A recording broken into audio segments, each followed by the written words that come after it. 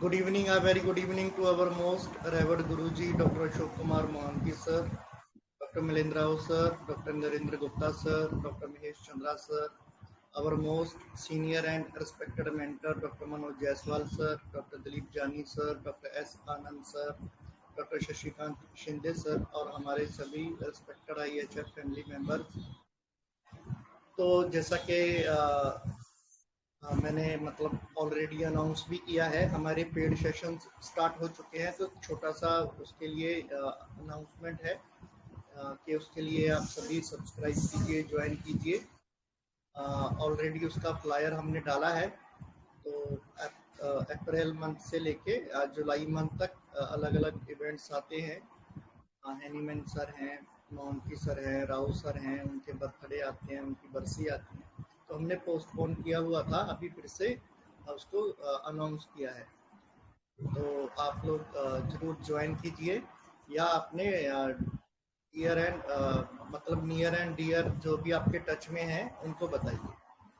तो आज जैसा कि आप सभी को पता है, हमारे respected mentor doctor Dattatreya Thombre sir ने एक बहुत ही इंटरेस्टिंग केस प्रेजेंट किया है। बहुत प्यारा केस है और सर ने मेरे को पर्सनली भेजा था, तो मेरे को उसका मेडिसिन भी पता है। तो बहुत बढ़िया केस है, बहुत अच्छी लर्निंग आज होने वाली है इस केस में।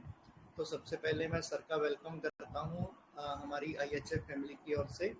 Welcome sir, very good evening sir. Good evening sir, thank you sir. जी तो ओवर टू यू सर। तो स्टार्ट करते हैं आज का सेशन।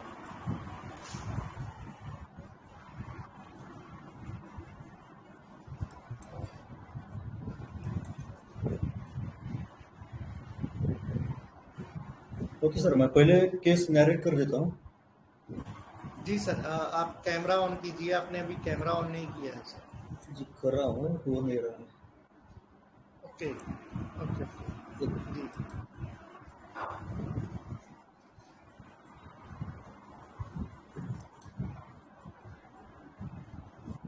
हाँ सर, आगे जी जी ओके सर, थैंक यू। जी वेलकम सर।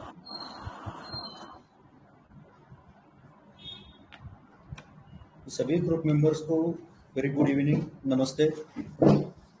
आज हमारे dear mentors doctor Manoj Jaiswal sir का आज बर्थडे है, तो उनके लिए ढेर सारी शुभकामनाएं। हमारे महाराष्ट्र के संत है संत नामदेव महाराज। तो उनके शब्दों में बोला जाए तो आकल्प आयुष्य हावे तया कुळा माझ्या सकळा हरीची या दासा। इसका मतलब ऐसा है कि जो हरि के दास है उनको अकल्प आयुष्य का लाभ हो। मतलब हम सभी भी भगवान का काम कर रहे हैं, होम्योपैथी की सेवा कर रहे हैं, तो ये भगवान की सेवा एक तरह से है। हमारे mentor doctor Manoj Jaiswal sir भी होम्योपैथी की बहुत दिल से सेवा करते हैं, हमें भी पढ़ाते हैं, हमें भी सिखा रहे हैं। तो उनको भगवान लंबी आयु दे, उनका ये जो ज्ञान यज्ञ है उसको शक्ति दे, ऐसी भगवान से मैं पहले प्रार्थना करता हूँ और अपने सेशन को शुरुआत करता हूँ। पहले मैं केस नैरेट करता हूँ। ये जो लड़का है, ये हमारे यहाँ एक बड़ा ज्वेलरी शॉप है, उसका ये लड़का है और ये अपने पिताजी के साथ ज्वेलरी शॉप में उनको मदद करता है। ये मेरा रेगुलर पेशेंट है, ये नॉन फैमिली है मुझे। ये 22 साल का एक लड़का है, डार्क कॉम्प्लेक्शन है, टॉल है, कर्ली हेयर्स है और लीन थिन है। वो आके मेरे कैबिन में बैठ गया। मैंने बोला बोलो क्या हो रहा है। तो पेशेंट बोला, उसने ऐसा हेयर जैसे क्या, सर दुख रहा है, हेडेक है, फीवर है। मैंने बोला कब से है। तो उसने बोला कि कल रात से हो रहा है, ज्यादा वीकनेस लग रहा है, डलनेस फील कर रहा हूँ और मुंह में सब बिटर बिटर लग रहा है, मतलब कड़ू कड़ू लग रहा है। सब टेस्ट मेरे बिटर आ रही है और कुछ भी खाने को मन नहीं कर रहा। मैंने बोला कि और क्या हो रहा है, क्या करने का मन होता है। पेशेंट बोला कि सिर्फ आराम करने का मन हो रहा है, आज तो दुकान पे भी नहीं गया, लेटे रहने का मन करता है, आज शॉप पे भी नहीं गया, थकान है, थकावट महसूस हो रही है, वीकनेस महसूस हो रही है, किसी से बात नहीं करने का दिल कर रहा है, मतलब किसी से उसको बात करना अच्छा नहीं लग रहा है। अकेले रूम में बैठा हूँ, लाइट ऑफ करके रूम बंद करके मैं बेड पे सोता हूँ। मन करता है कि बेड पे पड़े रहूं, नींद नहीं आती लेकिन सिर्फ लेटते रहता हूँ। लाइट सहन नहीं हो रही है। मैंने बोला कि घर वाले नहीं आते यार पूछने के लिए कि बुखार कैसा है, क्या हो रहा है, कुछ खाने को दूं, मतलब अपनी मम्मी या दादी वगैरह कोई आता है जाता है? तो पेशेंट बोला हाँ आते हैं, लेकिन जब वो कुछ पूछते हो तो मैं सिर्फ ऐसे जवाब देता हूँ, बोलने का बिल्कुल मन नहीं कर रहा, बोलता नहीं हूँ। तो मैंने पूछा इरिटेट नहीं होते क्या फिर, जब वो बार बार बोलते हैं तो इरिटेट नहीं होते? पेशेंट बोला नहीं, मैं इरिटेट नहीं होता, शांत रहता हूँ। मैंने बोला ओके। तो अभी मुझे कुछ कंफर्म करना था, इसलिए मैंने उसको बोला कि ठीक है चलो अभी क्या करेंगे, थोड़ा सा ब्लड इन्वेस्टिगेशन कर लेंगे, क्योंकि फीवर है, वायरल फीवर है, तो ब्लड इन्वेस्टिगेशन करना जरूरी रहता है। तो पेशेंट ने झट से बोला नहीं नहीं, क्या जरूरत है? मैंने बोला क्यों? तो वो बोलता है कि वायरल फीवर है ना, तो वायरल फीवर में तो आरबीसी कमी आने वाले हैं उसके।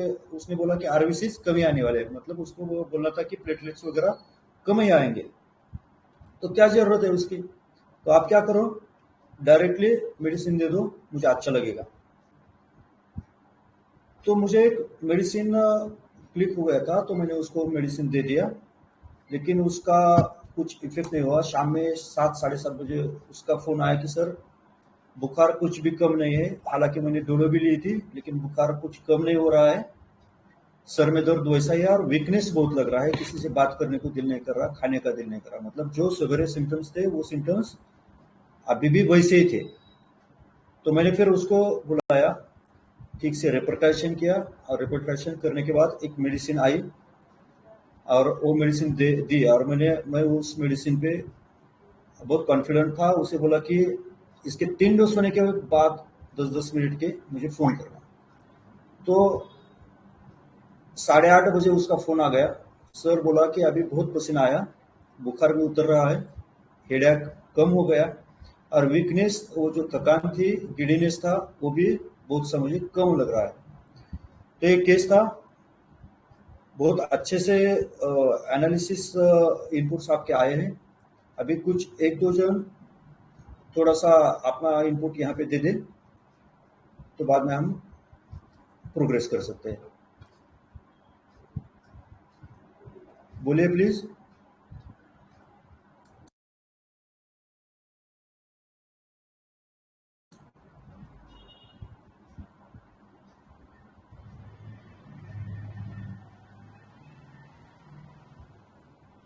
हेलो।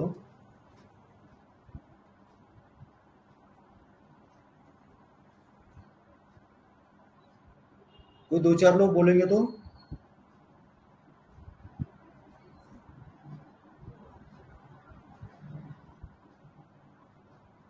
अरे कोई है या मैं खुद ही अकेला बात कर रहा हूँ? Hello sir, hello sir. नमस्ते सर। हाँ हाँ, नमस्ते मैम। नमस्ते मैम, बोलिए। Okay sir. सर एक्चुअली यहाँ पे ना मुझे ब्रायनिया का फील आया था। जी quite ma'am. Want to face desire spoken to being aversion to.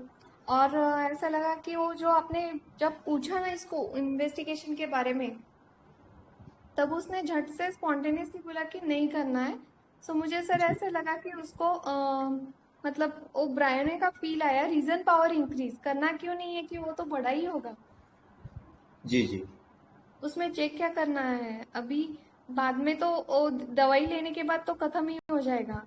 So I think it may be bargaining. यहाँ पे रीजन ओके पावर तो इंक्रीज लगा।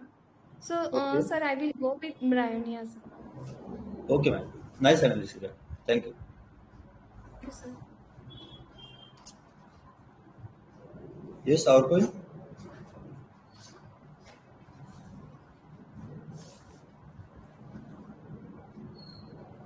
हेलो।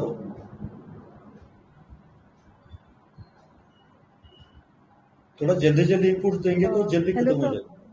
हाँ मैम। हेलो सर, मुझे भी ब्रायोनिया लगा। एक सिंगल रुब्रिक है सर, वो याद नहीं आ रहा ब्रायोनिया का। Wants to remain in bed और विद कंप्लीट डार्कनेस जी विदाउट डिस्टर्बिंग। वो याद नहीं आ रहा जी सर रुब्रिक। मैं एक्चुअली अभी आपका केस सुनी हूँ, सॉरी। मुझे ब्रायोनिया लगा सर, फॉर दैट जी रीजन। जी So जी more rubric that darkness, lie down in the dark and not be talked to, desire to. Single bryonia sir है सिंगल इसमें। सिंगल ब्रायनिया मेडिसिन का जो रुब्रिक है मैम rubric वो। है ना, ओके ओके, हेलो सिंगल है ना मैम वो। नहीं सर, हेलो सिंगल नहीं है, सर, उसमें 4 मेडिसिन है सर। ऑरम है, ऑरम ड्यूर है। नहीं, एक सिंगल ब्रायोनिया का रुब्रिक है सर, वो मुझे एक्चुअली मैं सर्च कर रही थी, जिसमें जो पेशेंट का आपका वर्जन के वो सोना चाह रहा है, लाइट बंद करके, नींद नहीं आ रही है लेकिन लाइट बंद करके सोना चाह रहा है शांति से। मैं मिलता है तो सर बताती हूँ। जी मैम जी। Hello sir. हाँ मैम। सर बोलूं मैं? हाँ मैम बिल्कुल।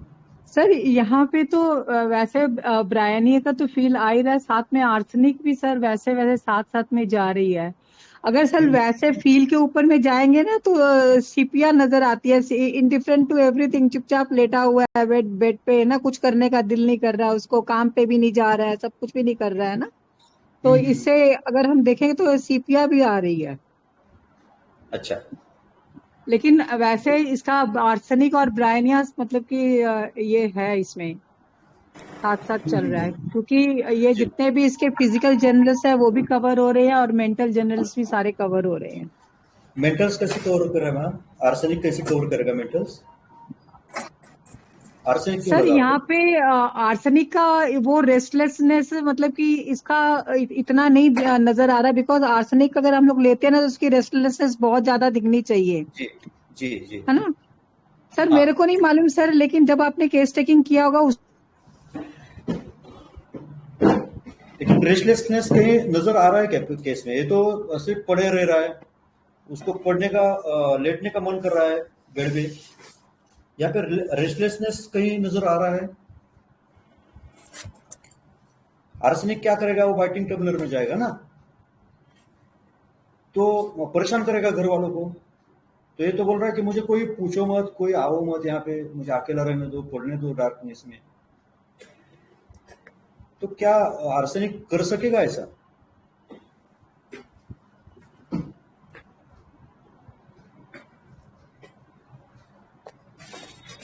हेलो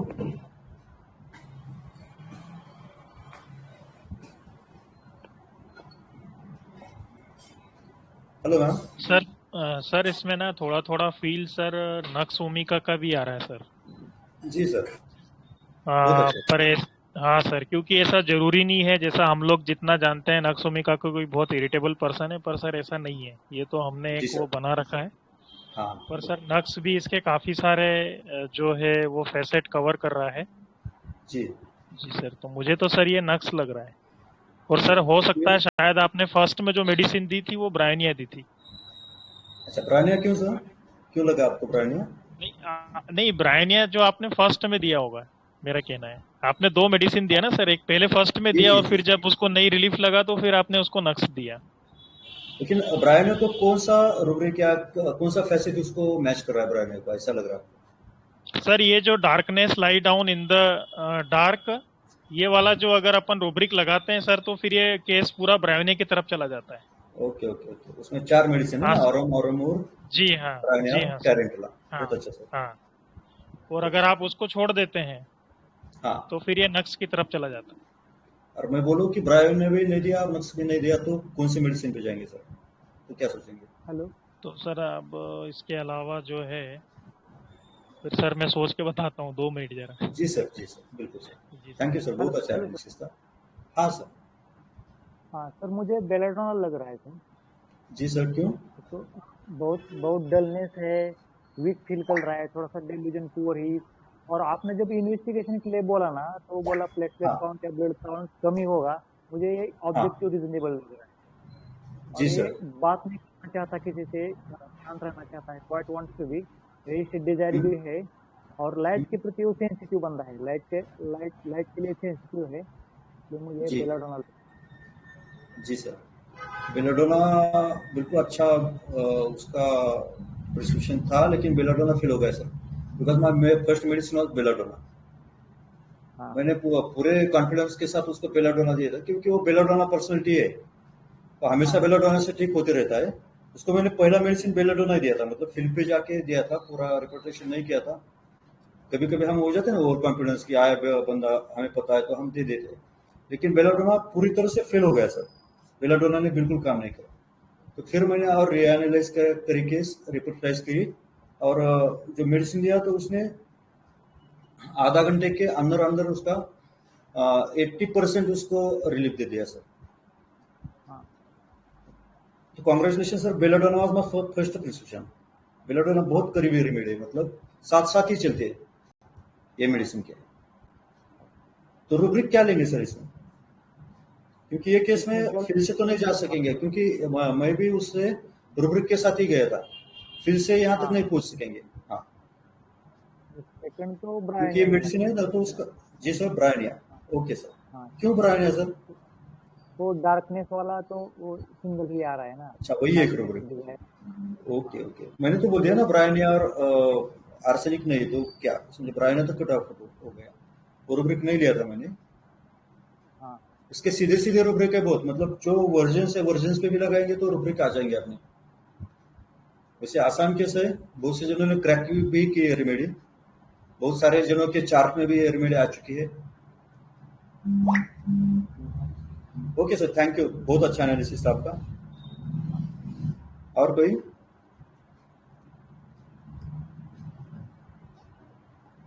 अभी तक वीसी में क्रैक नहीं हुए रेमेडी, ग्रुप में तो क्रैक हो गई है। Hello sir. हाँ मैम, हाँ, good evening sir. Good evening. तो मुझे ये कोनाइम लग रहा है फर्स्ट मेडिसिन, क्योंकि मुझे ऐसा लगता है कि इसमें है ना लाइट एवरेजन टू शंस आना चाहिए, क्योंकि ओके, जैसे ही आपने बोला ना कि इन्वेस्टिगेशन करा लेते हैं, तो उसका रिस्पॉन्स वही था। फिर मैंने जी जो दूसरे रूब्रिक्स लिए हैं, bed remain in bed, desire to, quiet wants to be, और सेंसिटिव टू लाइट, तो फर्स्ट रेमेडी कोनाइम आती है सर। और अगर कोनाइम नहीं, then I will think of hyos. नहीं, मेरी फर्स्ट रेमेडी तो बेला थी ना। हाँ, पहली बेला थी ना सर? हाँ, मेरी फर्स्ट रेमेडी बेला थी। सेकंड बता रही हूँ सर, कोनाइम या फिर हायोस। ठीक है, हायोस और कोनाइम में बोलेंगे कि ये क्या रेमेडी देनी है आपने को, तो क्या देंगे मैम? कोनाइम फर्स्ट कोनाइम दूंगी सर। क्यों मैम? सर मैंने जो पीपी पे है, पीपीपी है, उस पे हम जी फोकस करेंगे ना अभी। जी जी जी, तो मैं क्योंकि जितने भी लिए ना rubrics, bed remain in bed, desire to, light aversion to shuns, quiet wants to be, and sensitive to light, तो कोनाइम सारी रेमेडीज कवर करती है सर, रूब्रिक्स कवर करते हैं। Okay, nice analysis. हाँ सर। नाम कौन बोल रहा है मैम? लिशा बोल रही हूँ sir, doctor Lisha. Okay okay okay, ठीक है। आपने शायद ग्रुप पे भी यही दिया था ना? हाँ, yes sir. Okay okay, thank you ma'am, nice analysis. और कोई? Yes sir. और कोई बोलेगा?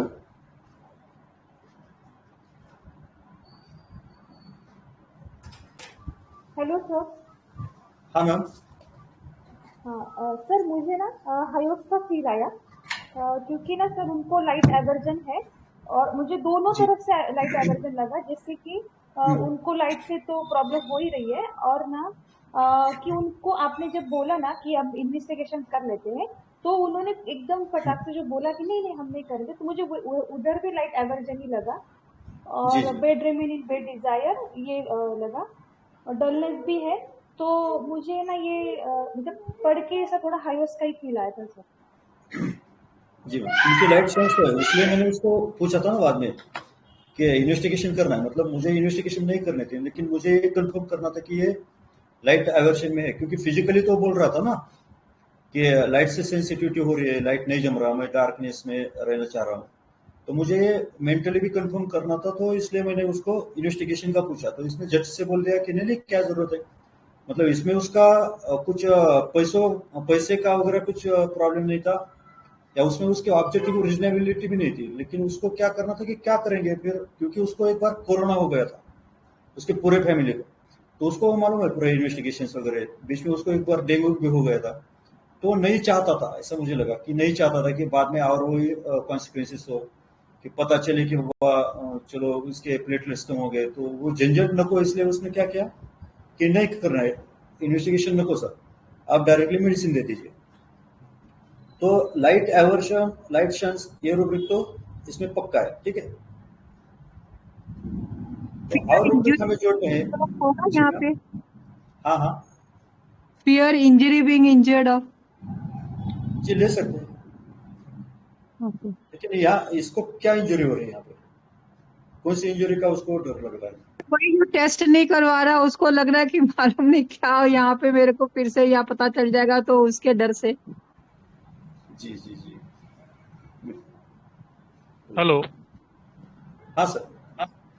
सर, ये मेडिसिन तो मतलब जो जितना अभी एक्यूट में अगर हम देखें फिर से, तो ये सर कोनायम ही है। जी सर। जी सर, क्योंकि कौन इसके बात कर बहुत रहा है सारे। सर मैं doctor Manohar. Okay sir. Sir अभी मैंने ब्रायनी और नक्स का बताया था ना सर आपको। हाँ हाँ ओके सर ओके। तो सर ये इसका जो अभी 3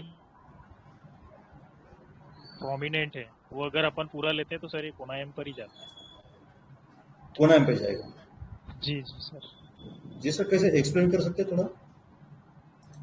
सर जो आप ये एक्यूट केस है सर, एक्यूट केस में हम जो भी लेते हैं तो 3P ही लेते हैं अधिकतर तो। जी सर है ना सर, जैसे डलने से हीट ड्यूरिंग है, एपेटाइट वांटिंग फीवर ड्यूरिंग है, स्पोकन एवर्जन टू है, सेंसिटिव टू लाइट है, लाइट एवर्जन है, शंस में भी है, और bed remain bed desire to में भी सर ये पूरा कवर जो है वो कोनियम कर रहा है। Okay sir. जी जी सर, तो कॉन्ग्रेचुलेशंस। एक कोनायम ही है, डॉक्टर लिशा मैम ने फर्स्ट बोला, डॉक्टर मनोहर सर ने भी बोला है, ये बिल्कुल कोनायम का ही केस था। जैसे सर ने बोला अभी कि एक्यूट केस में हमें देखना पड़ता है कि इसका पीपीपी क्या है, तो पीपीपी में हमें बिल्कुल दिख रहा था सीधे सीधे कि क्या इसमें पैथोलॉजी, एक्यूट फीवर था। एक्यूट फीवर में पेशेंट क्या कर रहा है, तो पेशेंट बोल रहा है कि मुझे डार्कनेस चाहिए, तो हमने फिर कंफर्म भी किया उससे कि डार्कनेस चाहिए मतलब क्या कर रहा है वो, इन्वेस्टिगेशंस को भी मना कर रहा है, इन्वेस्टिगेशंस भी नहीं करने। क्यों नहीं करने? क्योंकि उससे लाइट शंस है, लाइट न तो लग रहा है उसको, है ना, लाइट से सेंसिटिविटी है उसको। बिल्कुल लाइट बंद करके वो बंदा रूम में अकेला बैठ रहा है। तो मैंने पहला रूब्रिक लिया था लाइट शंस या लाइट एवर्जन टू। दूसरा क्या है उसमें पैथोलॉजी थी, या दूसरा कौन सा रूब्रिक उसमें ले सकते हैं हम, तो ये क्या कर रहा है, तो इसको किसी से बात करने को बिल्कुल मन नहीं कर रहा, बिल्कुल इसे लग रहा है कि अकेला अकेला ही रहो।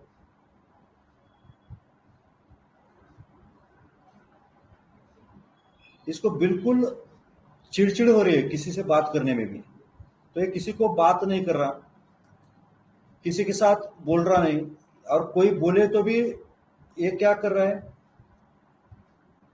तो ये बंदा शांत रह रहा है, या सिर्फ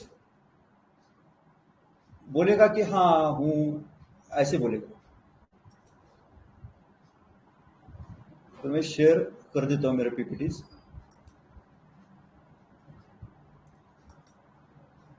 पीपीटीज दिख रहे हैं क्या? हेलो, हाँ दिख रहे। दिख रहे हैं? मुझे नहीं दिख रहे।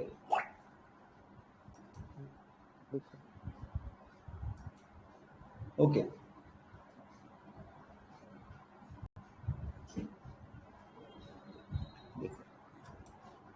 ओके, तो कॉन्ग्रेचुलेशंस अगेंस्ट ये कोनेम मैकुलेटम ही एक मेडिसिन है। So deep gratitude to our beloved master, Dr. Hanuman. Deep gratitude to all my mentors and members in group.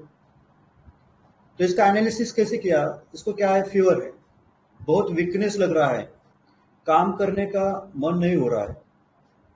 तो मैंने रूब्रिक लिया था इसके लिए, डलनेस हीट ड्यूरिंग, ये डल लग रहा है ना इसको, और फीवर के ड्यूरिंग, फीवर के चलते इसको डलनेस लग रहा है, तो मैंने सीधा सीधा रूब्रिक उठाया, डलनेस हीट ड्यूरिंग।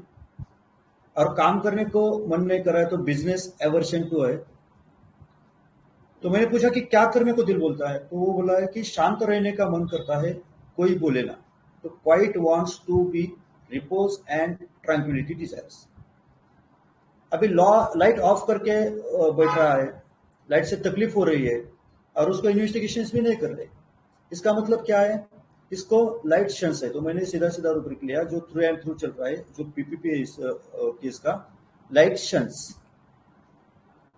वो बाद में बोला कि बोलने की इच्छा नहीं हो रही है, अकेला रहूं, कोई ना आए, लेटे रहूं बेड में।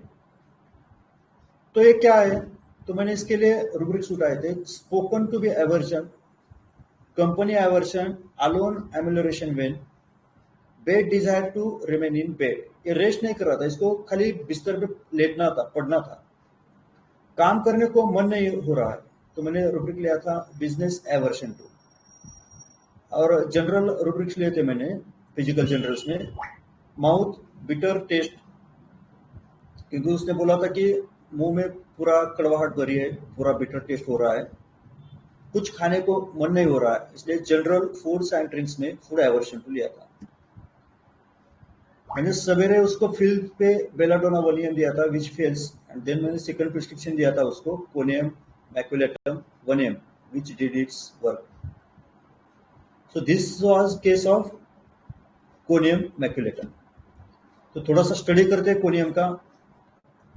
बाद में मैंने जब उसको रेट्रो स्टडी किया तो डॉक्टर केंट सर के जो लेक्चर्स है, तो वो लेक्चर्स में मुझे पूरा इसका पिक्चर मिला। तो केंट सर क्या कहते हैं, great physical and mental debility, great prostration of muscular system. Sir sorry to disturb, PPT नहीं दिसत आहे सर, पीपीटी नहीं दिसत आहे, नाही ओके ओके।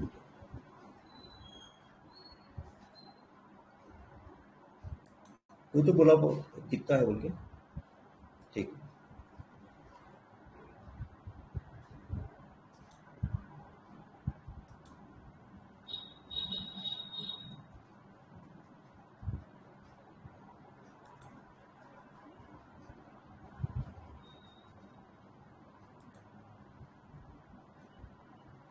अभी दिख रही है,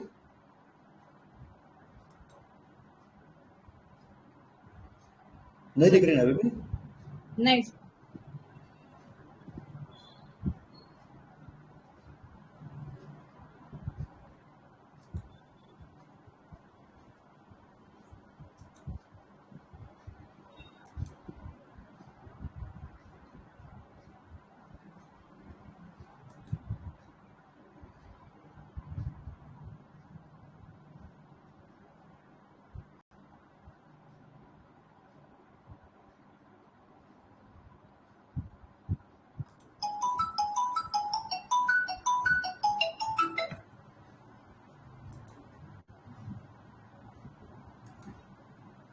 जी अभी शेयर हो गए,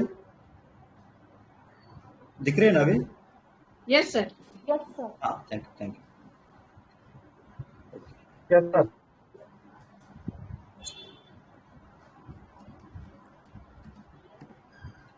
तो केंट सर से हम कुछ सीखते हैं। केंट सर बोलते हैं कि great physical and mental debility, क्योंकि केंट सर का मैंने जब रेट्रो स्टडी में उसको स्टडी किया, कैंसर के लेक्चर्स ऑफ मटर मेडिका में जब मैंने कोनियम मैक्युलेटम देखा तो उस वहां पे लिखा हुआ मटर मेडिका और इस पेशेंट का पिक्चर पूरा मैच कर रहा था।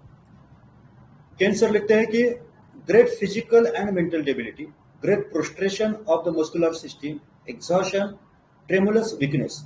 मतलब इस केस में थ्रू एंड थ्रू चल रहा था कि वो बोल रहा था कि वीकनेस बहुत है, मतलब उसको हिलने डुलने का भी मन नहीं कर रहा है, उसको लग रहा है कि पड़े रहो, लेटे रहो। बहुत फिजिकली उसको डेबिलिटेड लग रहा था, उसको प्रोस्ट्रेटेड लग रहा था, उसको मस्कुलर पूरा वीकनेस लग रहा था। तो कोनियम मैप में क्या होता है कि उसमें किसी भी कंप्लेन के साथ फिजिकल एंड मेंटल डेबिलिटी रहती है दोनों, मतलब फिजिकली भी वो डिबिलिटेड रहता है, वीकनेस रहता है, और मेंटली भी उसमें ये वीकनेस रहता है। Conium is of slow passive character. Conium का कैसा रहता है? अभी बेलाडोना कैसा इसके साथ ये कर सकते, डिफरेंशिएट कर सकते। तो बेलाडोना में एक्यूटनेस है, एक्योनाइट में एक्यूटनेस जैसा है, मतलब फास्ट उसका प्रोग्रेस रहता है डिसीज का, वायलेंट प्रोग्रेस रहता है। लेकिन कोनियम जब वायलेंट प्रोग्रेस होएगा तो कोनियम वहां पे कॉन्ट्राइंडिकेटेड है, और जब स्लो रहेगा प्रोग्रेस एखादे डिसीज का तो वहां पे बेलाडोना, एक्योनाइट ऐसे मेडिसिन वहां पे कॉन्ट्राइंडिकेटेड होते हैं। अभी कोनियम में क्या रहता है? कोनियम में स्लो पैसिव कैरेक्टर रहता है, कंप्लीट इंडिफरेंस है।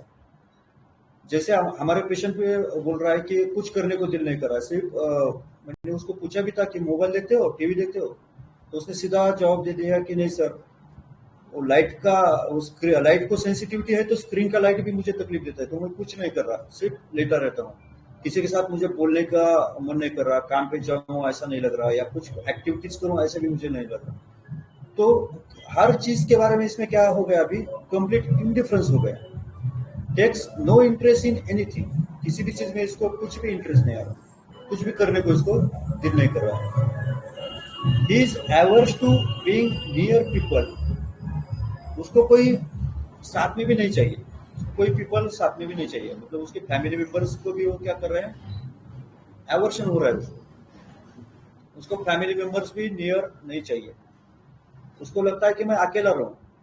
लेकिन वो इरिटेट भी नहीं हो रहा। जैसे कुछ मेडिसिन में होता है कि उसको बोला जाए, जैसे आपने नक्स बोला, आर्सेनिक बोला, तो उसमें तकलीफ हो रही है तो आर्सेनिक या नक्स क्या करेगा, इरिटेट हो जाएगा, वो चिढ़ जाएगा।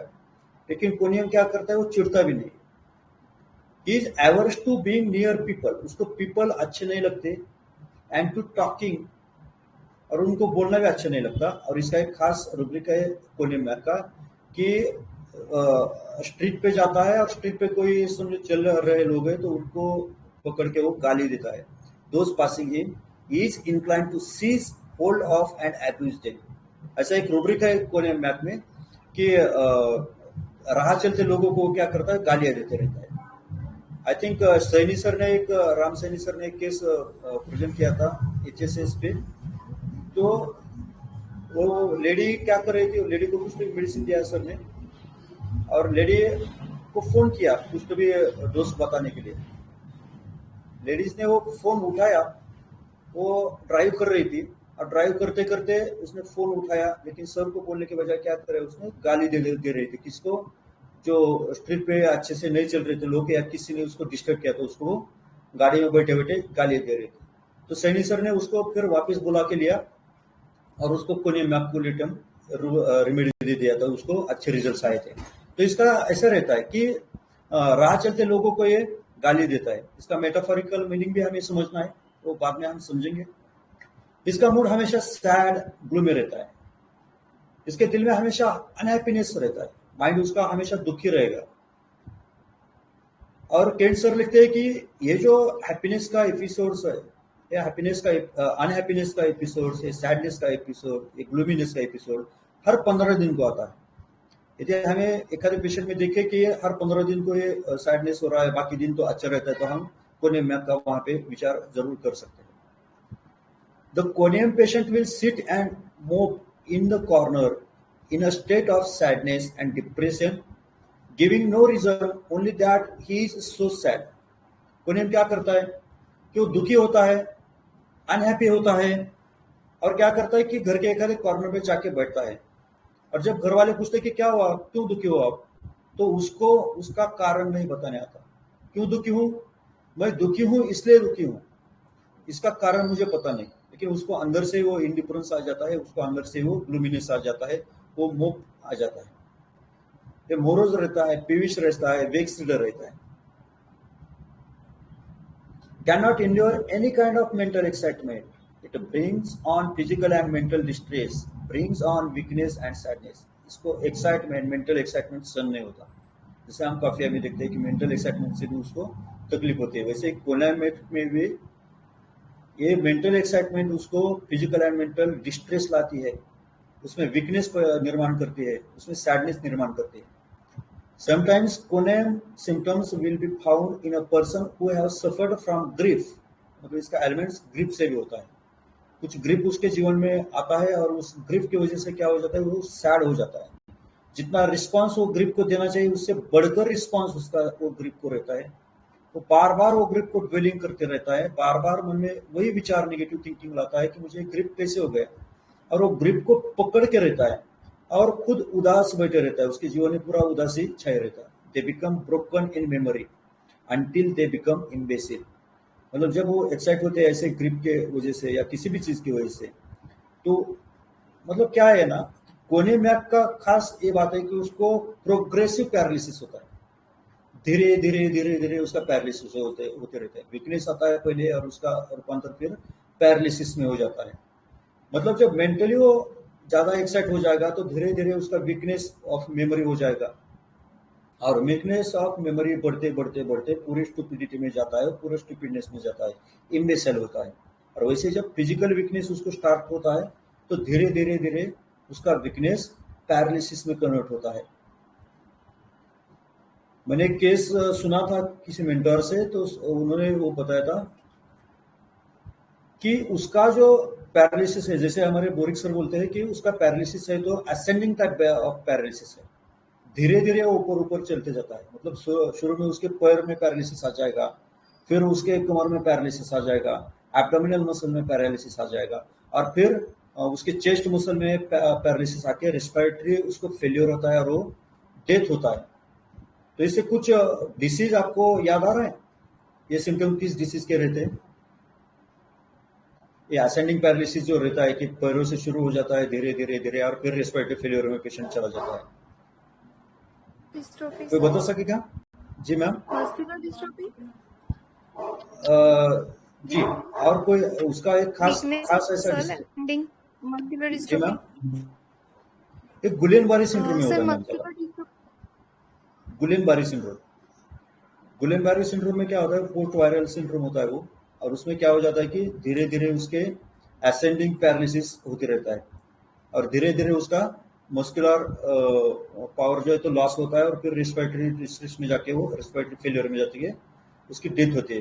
तो एक मेंटर ने ये भी केस प्रेजेंट किया था, सीवियर गुलेन-बारी था, वो वेंटिलेटर पे पेशेंट था, तो उन्होंने वो सैड डिप्रेस मोरोस केस थी, उसके खाली आंखों में उनको वो दुख दर्द दिख रहा था वो सर को, मेंटर को, और फिर उन्होंने ये रूब्रिक का बोरिक सर का ये लाइन पढ़ के उनको कोनियमैक का एलएमए पोटेंसी दिया था, तो पूरा ड्रामेटिकली वो केस रिकवर हो गया था।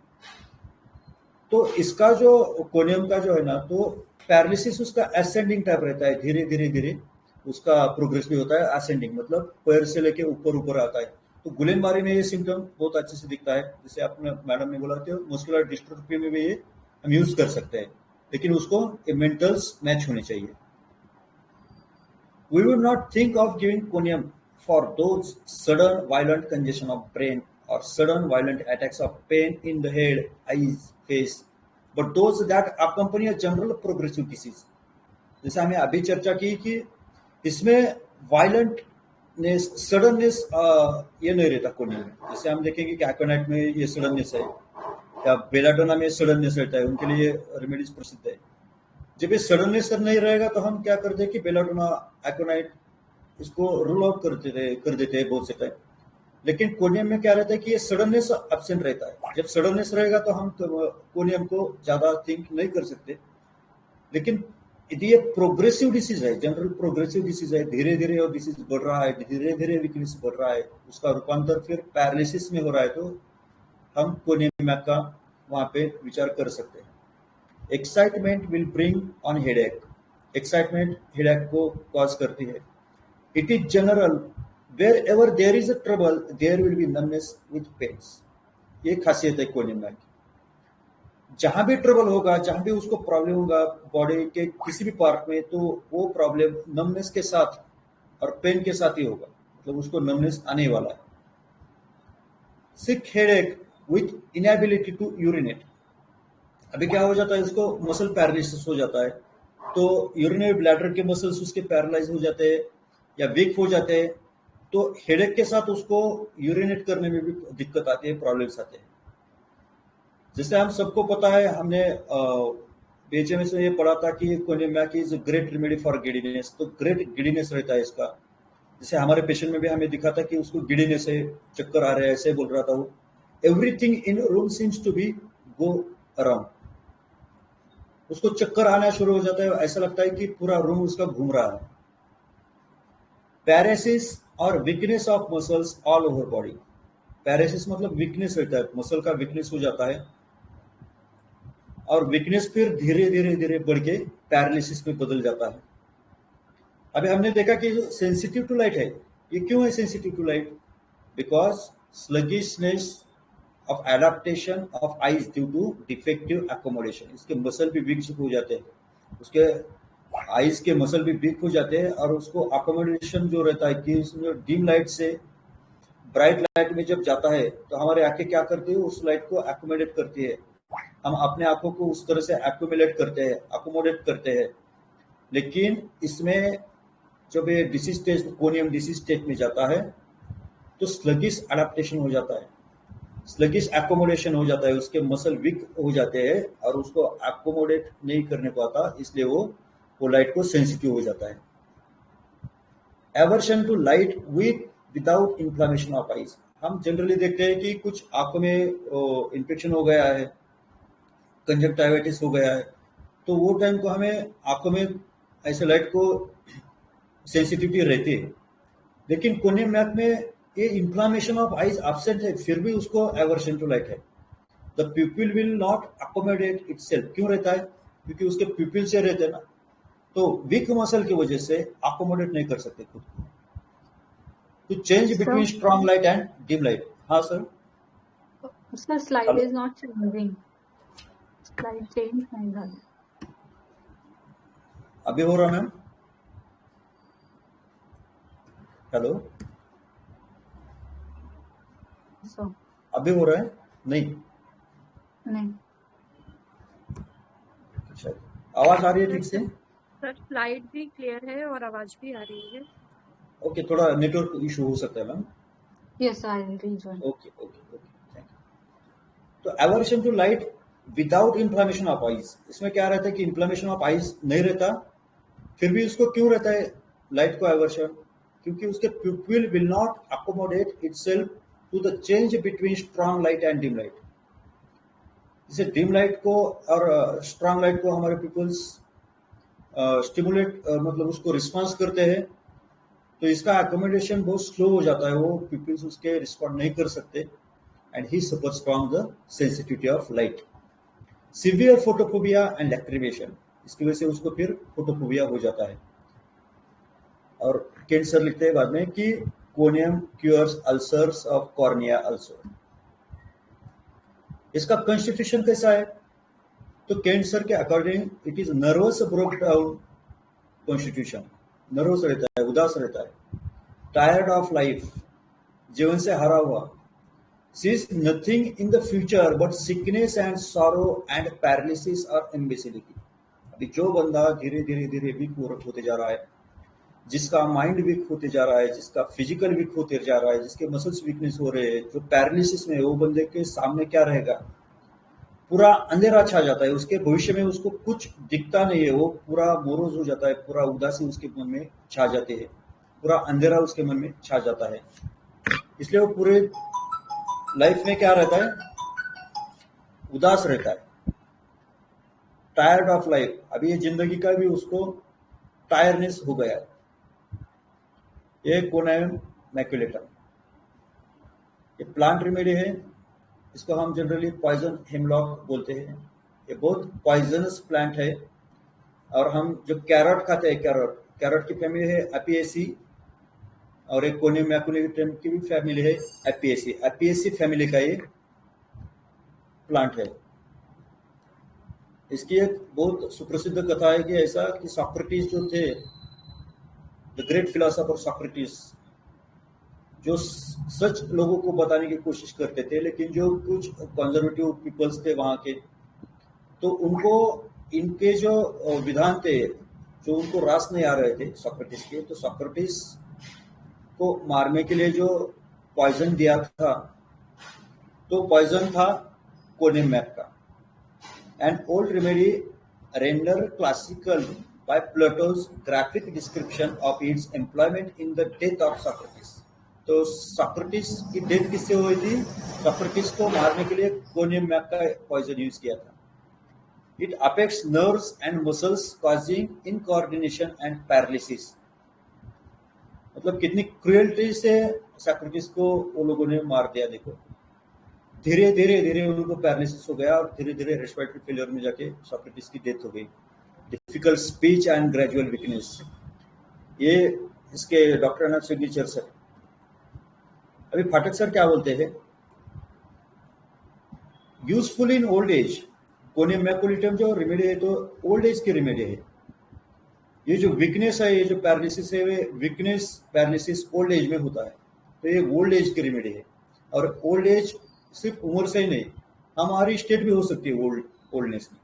और पर्सन्स को बिकम ओल्ड अर्ली, जो जल्दी ओल्ड भी हो जाते हैं, उसके लिए भी कोनेमैकुलिटम अच्छी दवा है. फॉर ओल्ड मेड्स, बैचलर्स,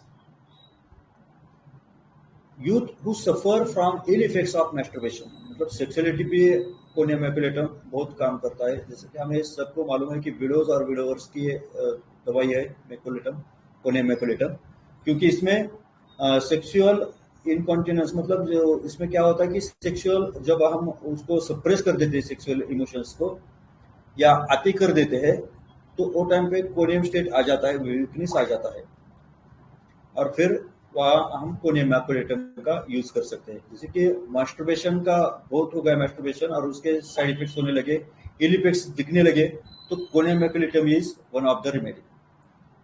और कोनेमैकुलिटम ग्लैंड्स पे ज्यादा काम करता है.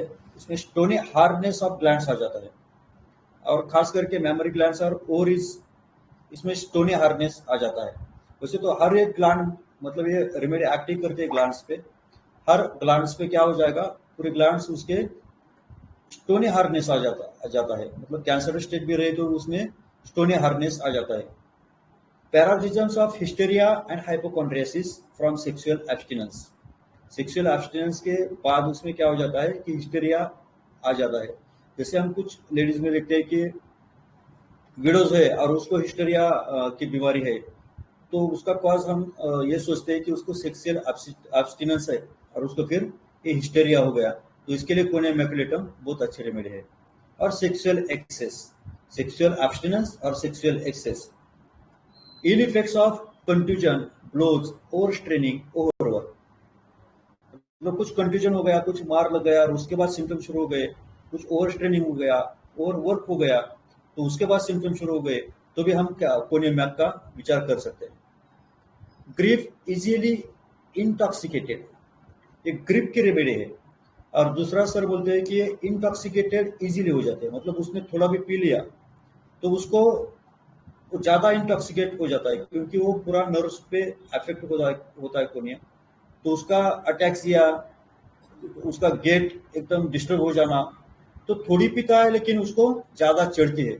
ऐसे जो पर्सन रहते हैं उसके लिए भी maculatum, Conium maculatum is very good remedy. Likes to wear his best clothes.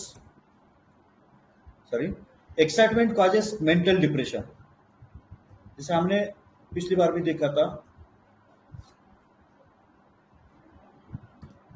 the ascending paralysis it produces. जैसे हमने पिछली बार भी देखा था कि ये ascending paralysis लाता है, ending in death by failure of respiration. जैसे गुलेनबारी सिंड्रोम में हम देखते हैं. Locomotor ataxia, difficult gait, trembling, sudden loss of strength while walking, painful stiffness of legs, such conditions are often found in old age. ये जो conditions है locomotor ataxia, कि चलते चलते उसके बैलेंस डिस्टर्ब हो जाता है, उसको ट्रिमलिंग हो जाती है, पूरे हाथ पैर उसके कांपने लगते हैं, उसकी सडन लॉस ऑफ स्ट्रेंथ हो जाती है. तो ये कंडीशंस हमें जनरली ओल्ड एज में दिखती है. इसलिए कोनेमैकुलिटम को ओल्ड एज की रेमेडी बोलते हैं. It corresponds to debility, hypochondriasis, urinary problem, weak memory, sexual debility. तो सेक्सुअल डेबिलिटी का भी मेरे पास एक केस है कोनेमैकुलिटम का, कि उसमें क्या था कि वो 21-22 साल का लड़का था, लेकिन उसे सेक्सुअल डिजायर बहुत है. मतलब वो क्या करता है कि जो मैरिड वुमेन्स है या कोई डाइवोर्स है तो उनको वो झांसे में लेता है, उनके साथ वो रिलेशन बनाता है और एक बार में 3-4 लोगों के साथ उसका रिलेशन रहता है, 3-4 लेडीज के साथ उसका रिलेशन चलते रहता है और उसको कितना भी सेक्स करो उसको उससे सेटिस्फाई नहीं हो जाता, ऐसी उसकी कंडीशन थी। और एक बार क्या हुआ कि उसको पूरा इम्पोर्टेंस आ गया, मतलब अभी वो क्या हो रहा है जिसकी वजह से उस पर वो लड़कियां या औरतें खुश थी तो अभी उसका वो पावर चला गया, मतलब उसको पूरा सेक्सुअल इम्पोर्टेंस आ गया। तो मैंने यही सोचा था कि उसमें सेक्सुअल डिजायर तो बहुत है लेकिन सडनली इम्पोर्टेंस आ गई। दूसरी चीज मैंने उसमें ऐसी सोची थी कि कोनियम मैक का क्या रहता है कि कोनियम मैकुलेटम एक आधी चीज में इतना एक्सेस कर देगा, मतलब सेक्स में उतना एक्सेस कर देगा कि उसकी पावर फिर खत्म हो जाती है। और कोनियम मैक क्या करता है कि उसको उसकी फॉर्च्यून समझता है, मतलब वो बंदा बोल रहा था, उसके वर्डिंग है, वो बोल रहा था कि सर मेरे पास ऐसी पावर थी, मुझे उस खुद पे ऐसा कॉन्फिडेंस था कि मैं हर सामने वाले बंदे को मैं खुश कर सकता हूँ, इसलिए लड़कियां मेरे पे मरती है। लेकिन सर देखो ना अभी यही पावर मेरा चला गया तो क्या जिंदगी में क्या रह गया अभी। तो ये क्या हो गया उसका, एक फॉर्च्यून रिवर्स हो गया, मतलब वो सेक्स करना एंजॉयमेंट करना यही उसका क्या था, फॉर्च्यून था। तो उसमें बहुत इन्वॉल्व हो जाता है, बहुत इन्वॉल्व होकर वो एंजॉय करता है जो भी उसके लाइफ में सेक्स रहता है। सेक्स मतलब फिजिकल सेक्स होना चाहिए, ऐसा नहीं, कोई खाने के बहुत शौकीन रहते हैं तो बहुत गुलाब जामुन खा लिए, बहुत स्वीट डिशेस खा लिए, बहुत बहुत खा लिया, लेकिन अभी क्या हो गया उसको डायबिटीज हो गया और डॉक्टर ने बोला कि एक थोड़ा भी आप चम्मच भर भी शुगर खा जाओगे तो आप मर सकते हो। तो अभी क्या हो गया उसका फॉर्च्यून रिवर्स हो गया। तो कोनियम मैकुलेटम का यहाँ से फॉर्च्यून रिवर्स हो जाता है, जो एंजॉयमेंट वो कर रहा है वो एंजॉयमेंट बहुत एंजॉय करता है, बहुत उसका उपभोग लेता है, उसमें पूरा इंडल्जेंस हो जाता है उसका। और जब वो उससे सडनली रिवर्स हो जाता है तो उसको वो फॉर्च्यून रिवर्स लगता है, वो एंजॉयमेंट जाना ही उसके लिए फॉर्च्यून रिवर्स है। मतलब जैसे कि एक बंदा है, उसकी गर्लफ्रेंड है समझो या उसकी वाइफ है और वाइफ के साथ उसका बॉन्डिंग बहुत अच्छा है, उसका सेक्सुअल रिलेशन भी बहुत अच्छा है, उसके साथ बहुत एंजॉय करता है।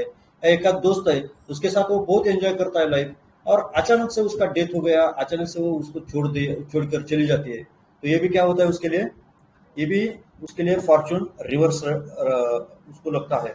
और फॉर्च्यून रिवर्स लगने की वजह से क्या हो जाता है, वो पूरा डिप्रेस हो जाता है। एक अच्छा रूब्रिक है कि delusion throws himself into water thinking himself to be a गीज।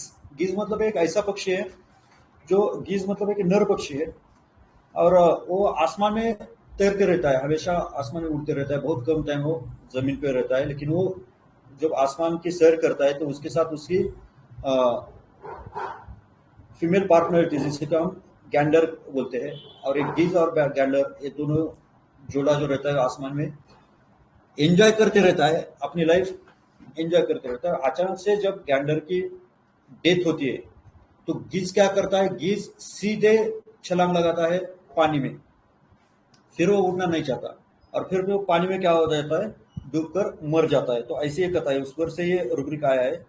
मतलब जैसे कि इसका कुछ एंजॉयमेंट है, इसको कुछ सेक्स है इसके लिए, तो ये सेक्स जब ज्यादा हो जाता है और ज्यादा होने के बाद समझो वो अचानक से उसके पास से वो हम निकाल लेते हैं, तो इसके लिए क्या हो जाता है, रिवर्स ऑफ फॉर्च्यून हो जाता है। और रिवर्स ऑफ फॉर्च्यून होने की वजह से क्या हो जाता है, ये बंदा फिर बहुत दुखी हो जाता है, फिर नर्वस हो जाता है, उसके बाद जीवन में पूरा ग्रीफ आ जाता है।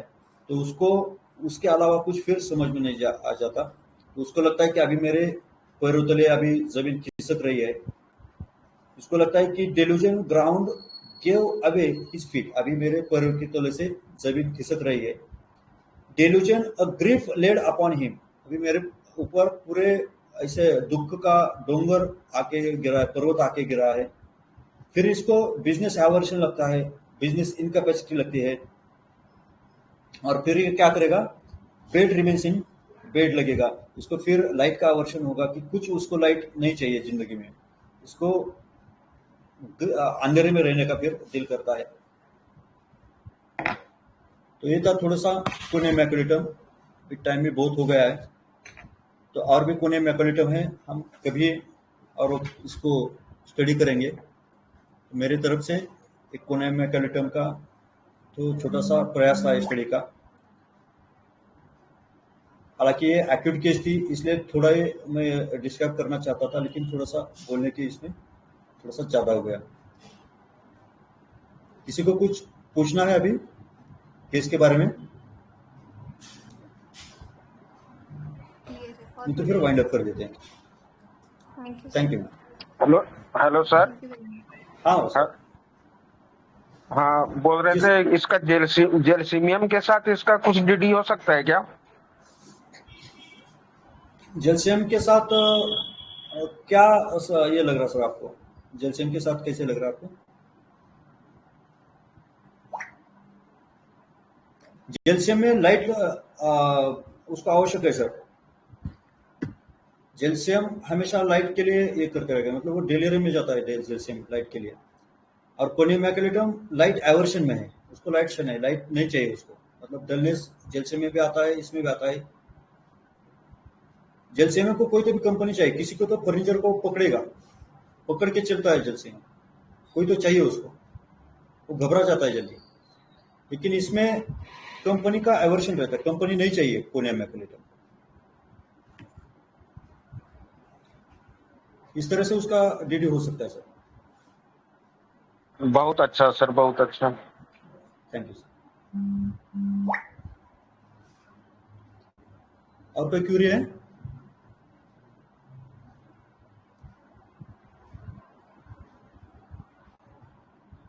ये तो टाइम बहुत हो गया, हमें टाइम का भी थोड़ा सा इशू रहता है। प्रिपेयर तो बहुत सारा किया था मैं, वो आपको ग्रुप में दे दूंगा वो पूरा पीपीटीज। और कोई किसी की क्वेरी है? नहीं तो फिर वाइंड अप कर देते हैं। Thank you sir. Thank you. Yogita ma'am, Yogita ma'am है क्या अभी? हाँ सर, बोलिए ना। हाँ, वाइंड अप करो ना मैम।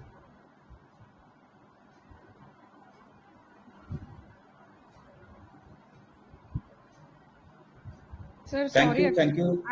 हाँ मैं एडमिन नहीं हूँ। ये नहीं अच्छा क्या अच्छा, सर नहीं है? सर शायद बाहर चले गए, ओए सर ने होए। रिकॉर्डिंग लगा दिया था शायद।